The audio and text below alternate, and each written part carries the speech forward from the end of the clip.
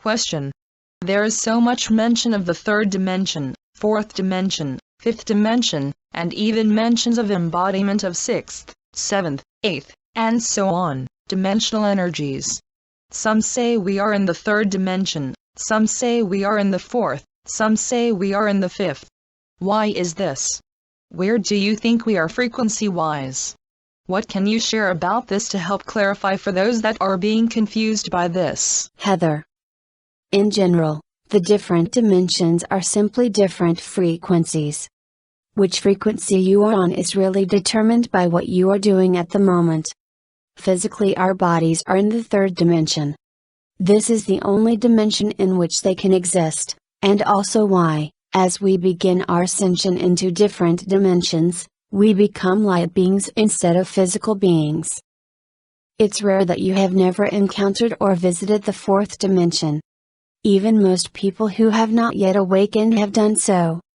The fourth dimension could also be known as the veil.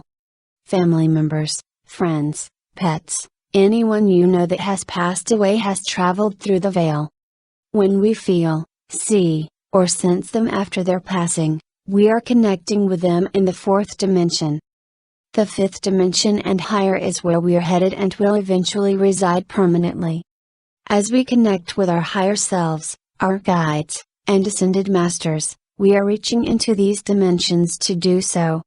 As we become more experienced with meditations, astral travel, and connecting to the universe as a whole, it continues to open up new dimensions for us to access.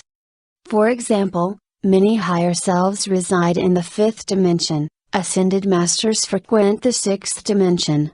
You can usually connect with the angels in the ninth dimension, and Lyrans will be 12th dimensional or higher. So if you've ever connected to any of these beings, there is a good chance you were accessing that dimension. The bottom line is physically, we are three-dimensional, spiritually and soul-wise, we can travel through many different dimensions and are not limited by our physical barriers. Genova. The reason that there are such discrepancies in the realities is because you are all experiencing life differently. Every person has their own lessons to process. This is why some experience a lower frequency because they have yet to process and integrate their inner work or lack thereof. The level of frequency one experiences is relative.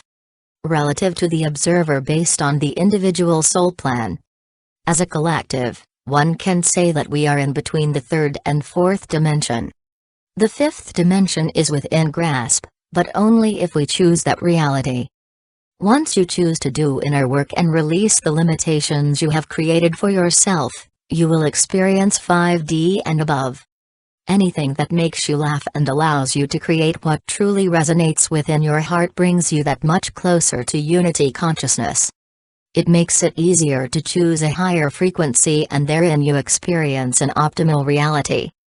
Remember, you have the ability to choose what you wish to see and feel. Just choose. Love to all. Mantis being guide. Meashenu.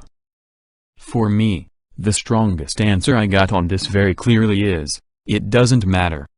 There are many times when I have wanted to name everything and understand everything about what is happening during this ascension process.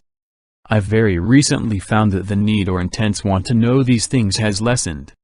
In my meditations lately, I've been able to get into that trance, that present time being mode very easily. It's just feeling connected, relaxed, and blissful. When I focus too much on trying to figure out everything, it distracts me away from keeping my focus on more of present time than what may or may not happen tomorrow or in the future. Feel the energies and make sense of them in the now. Focus on being with all there is, being connected to and feeling source. One issue that I've had and that I believe others have or are having, is that I still think too many are comparing this ascension to other ascensions.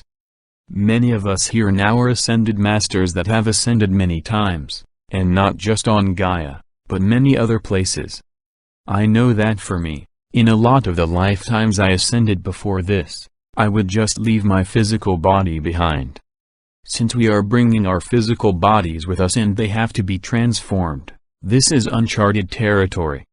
The other part of this is that Gaia herself is ascending, and we are along for the ride, so that also makes this ascension different as well. Lastly, the collective consciousness of the planet is also deciding how this goes, as we are collectively creating the experiences of this ascension. Love and Light. Meashenu. Editor's note.